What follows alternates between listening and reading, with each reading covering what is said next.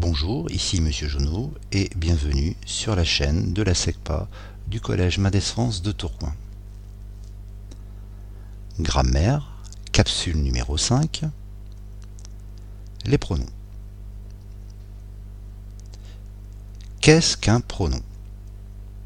Un pronom est un petit mot qui a pour rôle essentiel de remplacer un nom.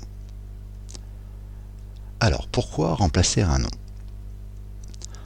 En remplaçant un nom par un pronom, cela permet d'éviter les répétitions. Il existe différents types de pronoms. Les pronoms personnels, les pronoms possessifs, les pronoms démonstratifs. Voyons tout d'abord les pronoms personnels. Les pronoms personnels les plus utilisés sont les pronoms personnels utilisés en tant que sujet. Ces pronoms sont je, tu, il sans s, elle sans s, on, et sont les pronoms personnels au singulier.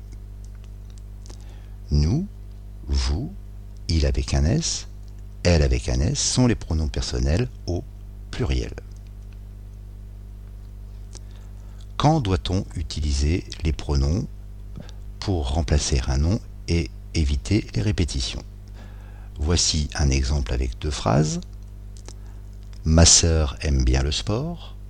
Ma sœur fait de la natation. On voit bien dans la deuxième phrase qu'il y a une répétition. Ma sœur est répétée deux fois. Pour éviter cette répétition, on va donc remplacer le deuxième ma sœur par un pronom et cela donne ma sœur aime bien le sport, elle fait de la natation.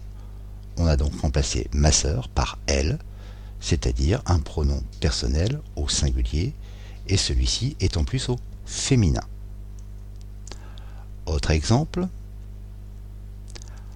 mon frère et moi faisons du dessin, mon frère et moi sommes des artistes, la répétition est mon frère et moi.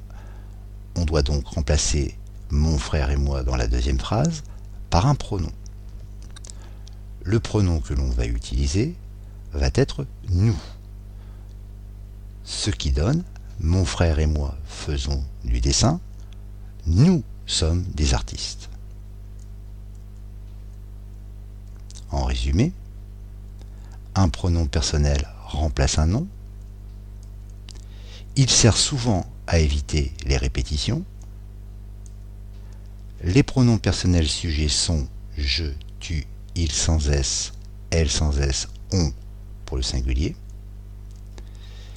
Et les pronoms personnels sujets sont nous, vous, il avec un s, elle avec un s pour le pluriel.